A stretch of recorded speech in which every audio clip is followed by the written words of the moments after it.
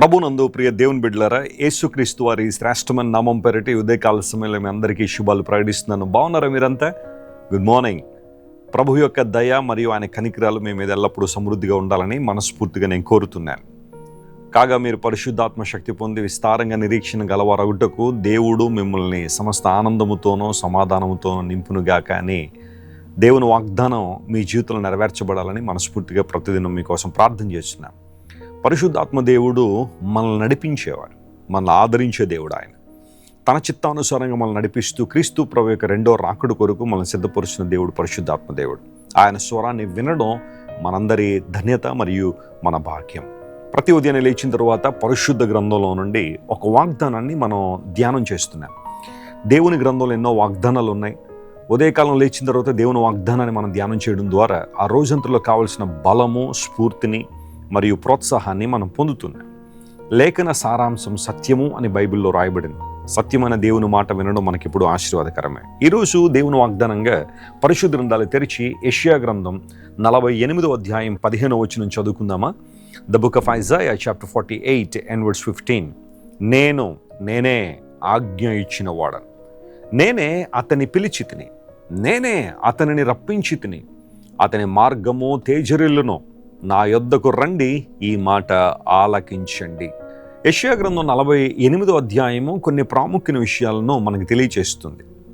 అందులో ఒకటి Israel stubbornness, ఇశ్రాయేలు ప్రజల యొక్క మెడవంచనితనం లేదా వారి యొక్క కఠినత్వాన్ని గురించి ఈ అధ్యాయం మాట్లాడుతుంది. And then this chapter talks about God's faithfulness and sovereignty. దేవుని యొక్క సార్వభౌమాధికారం మరియు ఆయన నమ్మకత్వాన్ని గురించి కూడా ఈ అధ్యాయం మాట్లాడుతుంది. దేవుడు తన ఉద్దేశాల కోసం ఎవరినైనా ఎప్పుడైనా ఎలాగైనా ఎందుకైనా వాడుకోగలడు అనడానికి ఈ వచనం మనందరికీ ఒక సాదృశ్యంగా కనబడుతుంది. ఇశ్రాయేలు ప్రజల యొక్క హృదయ కాఠిన్యాన్ని బట్టి, వారి యొక్క తిరుగుబాటుతనాన్ని బట్టి వారు బబులోనుకు చెరగా అప్పగించబడుతున్నారు. అయితే దేవుడు తన ప్రణాళిక చొప్పున మరలా ఆ చెర నుండి వారిని విడిపించడానికి దేవుడు తన ప్రణాళికను సిద్ధం చేసుకున్నారు. మనందరికీ తెలుసు, చరిత్ర మనం గమనిస్తే ఇశ్రాయేలు ప్రజలు బబులోను చెరలో 70 సంవత్సరాలు ఉన్న తర్వాత దేవుడు కోరేషు అనే పారసీక రాజును పంపించి వారికి విడుదల ప్రకటించిన సందర్భం మనకు తెలుసు. ఈ 48వ అధ్యాయం 15వ వచనం కోరేషు గురించి రాయబడింది. అయితే ఇక్కడ దేవుడు మాట్లాడుతున్నాడు, అతన్ని పిలిచింది నేనే, అతన్ని రప్పించింది నేనే, అతని మార్గమును తేజరిల్లింపజేసింది కూడా నేనే అని దేవుడు సెలవిచ్చాడు. ఇక్కడ దేవుని మాటను, ఆయన మనస్సును, ఆయన ఉద్దేశాన్ని మనం గమనిస్తే దేవుడు మనల్ని పిలిచేవాడు. Praise the lord. ఆయన మనల్ని పిలిచాడు, మనల్ని రప్పించాడు. God he's called us and he brought us. దేవుడు మనల్ని పిలిచాడు, పిలవడం మాత్రం కాకుండా మనల్ని రప్పించాడు. ఆ తరువాత మన మార్గాన్ని తేజరిల్లింపజేసే దేవుడు ఆయన. ఈరోజు నిన్ను పిలిచిన దేవుడు నీ దేవుడు. చాలాసార్లు నిత్య జీవితంలో మనకి ఎన్నో పిలుపులు అందుతూ ఉంటాయి. చాలామంది ఏవో వాటి కోసం మనల్ని పిలుస్తూ ఉంటారు.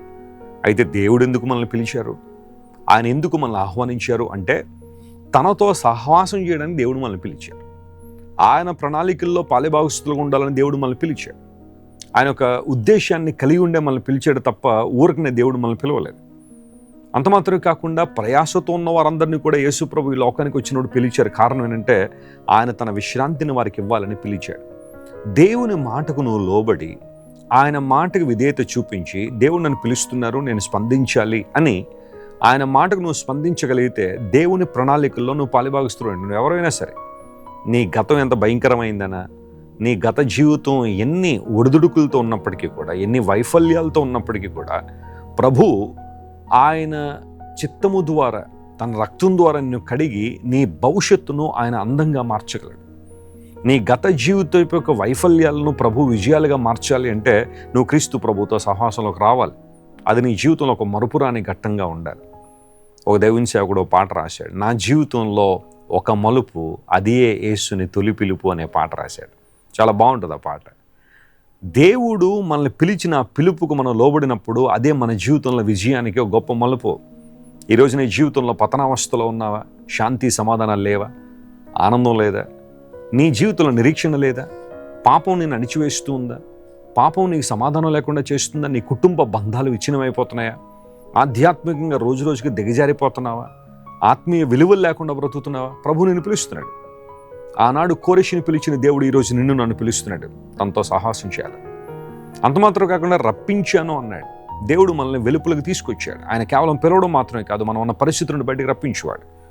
పేతురు మహాశయుడు అదే అంటాడు, ఒకప్పుడు మనందరం చీకట్లో ఉన్నాం, కానీ ఇప్పుడు ఆశ్చర్యకరమైన తన వెలుగులో నడిపించబడ్డాం. ఎందుకు అంటే ఆయన స్తోత్రమును ప్రచురించేయనట్లుగా రాజులని యాజక సమూహంగా ఆయన సొత్తైన ప్రజలంగా ఏర్పరచబడిన వంశంగా మనం ఉండాలనే ప్రభు మనల్ని పిలిచాడు, మనల్ని రప్పించాడు. చీకట్లో ఉన్న మనల్ని, బంధకాల్లో ఉన్న మనల్ని, అపవాది యొక్క భయంకరమైన అనుభవాల చేత నింపబడిన మనందరినీ కూడా ప్రభువు పిలిచి రప్పించి తన మహిమ కొరకు వాడుకుంటున్నాడు. ఆయన నువ్వు ఏర్పరచబడిన వంశంగా ఉన్నావు. రాజులని యాజక సమూహంగా దేవుడిని చేశాడు. పాత నిబంధనలో ఒక వ్యక్తి రాజుగాను మరియు యాజకునిగా ఉండడం చాలా కష్టమైన పని. కానీ నూతన నిబంధనలో యేసుక్రీస్తు ప్రభు వారి రక్తము ద్వారా మనల్ని రాజులుగాను మరియు యాజకులుగాను ఆయన మనల్ని చేశాడు. ఆయన్ను సేవించినట్లుగా, ఆయన కొరకు మనం జీవించినట్లుగా ప్రభు మనకు సహాయం చేస్తున్నాడు. అంత మాత్రం కాదు, అతని మార్గము తేజరిల్లును అంటే క్రీస్తు ప్రభు మార్గములు ఎవరైతే నడుస్తున్నారో, ఆయన చిత్తములు ఎవరైతే నడుస్తున్నారో వారు చీకట్లో నడవడం లేదు, చీకటిని జయించారు, వెలుగులో నడుస్తున్నారు. వెలుగు ఎప్పుడూ కూడా ఒక మనిషికి అవగాహన ఇస్తుంది, క్లారిటీ ఇస్తుంది. ఎటు వెళ్ళాలి అనేది, ఏం చేయాలనే ఒక అవగాహనలోనికి మనిషి వస్తాడు. ప్రభు తన వెలుగులోనికి మనల్ని నడిపించే దేవుడు. దమస్కు గేటు దగ్గర సౌలు క్రీస్తు ప్రభు యొక్క వెలుగును చూసిన తర్వాత ఆ క్షణం నుండి తన జీవిత యాత్ర, విశ్వాస యాత్ర ప్రారంభించబడినప్పుడు పరలోక ద్వారాలు తన కోసం తెరవబడేంత వరకు కూడా పౌలు క్రీస్తు ప్రభు వెలుగులో నడిచాడు. తన మార్గం తేజరిల్లింది. అనేక మందిని ఆ మార్గంలో తీసుకురాగలిగాడు. దేవుని బిడ్డ నమ్ము, ప్రభువు నీ జీవితాన్ని వెలిగించగలిగినవాడు, వెలుగులో నడిపించగలిగినవాడు. నీ చేతిని ఆయనకి ఇస్తే, ప్రభువా నీవు నన్ను నడిపించిన ఆయన, నీ చిత్తానుసారంగా నన్ను నడిపించు అని ప్రార్థనాపూర్వకంగా దేవుని వైపు చూడగలిగితే అసాధారణ కార్యాలు చూస్తావు. ఈ రోజంతా ఈ వాగ్దాన్ని క్లెయిమ్ చేసి ప్రభువును స్తుతించండి.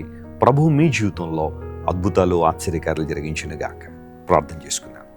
ప్రేమగల తండ్రి, మీరు మాకు ఇచ్చిన వాగ్దాన సందేశాన్ని బట్టి నీకు స్తోత్రాలు. నువ్వెంత మంచి దేవుడు నాయన.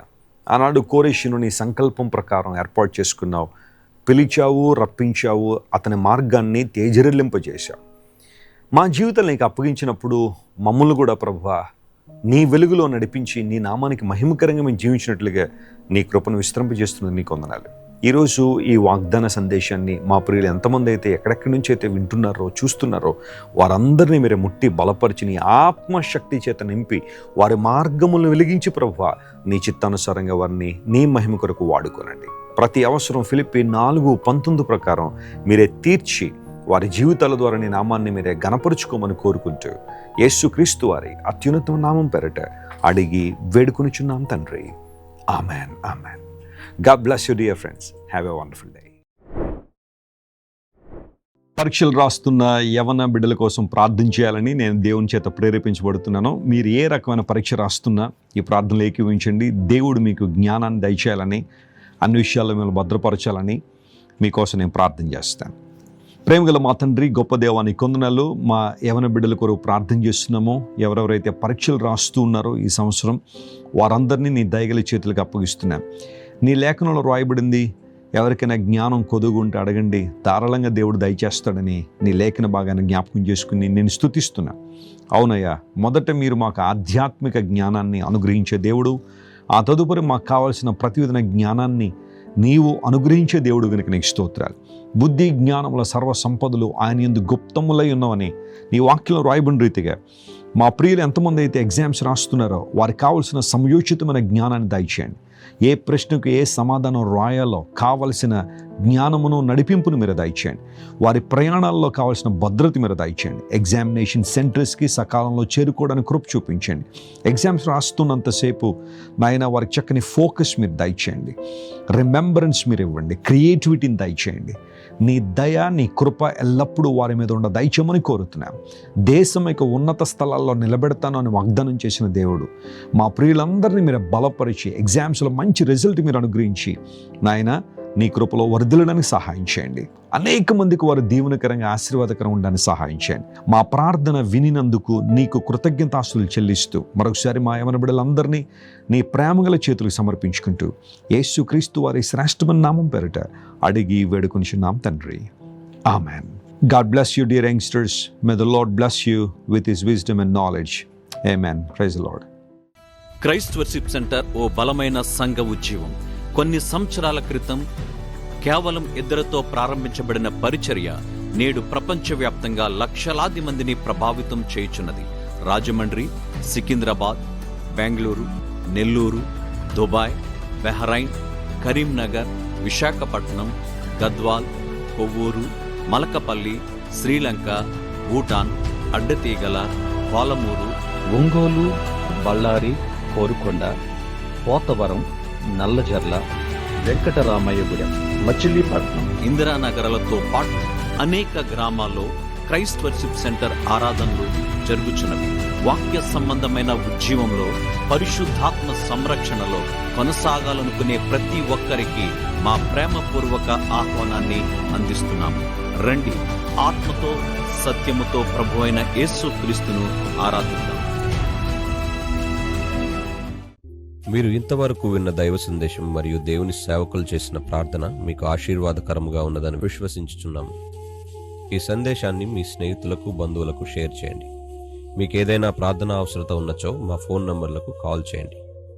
దేవుడు మిమ్మల్ని ప్రేరేపిస్తే విశ్వాసంతో సాగుచున్న ఈ పరిచర్యను ప్రోత్సహించండి. మరిన్ని వర్తమానాలు, పాటలు వినుటకు జాన్ వెస్లీ మినిస్ట్రీస్ అను మా యూట్యూబ్ ఛానల్ను సబ్స్క్రైబ్ చేసుకొనండి. ప్రభువైన యేసుక్రీస్తు కృప మీకు తోడైండును గాక.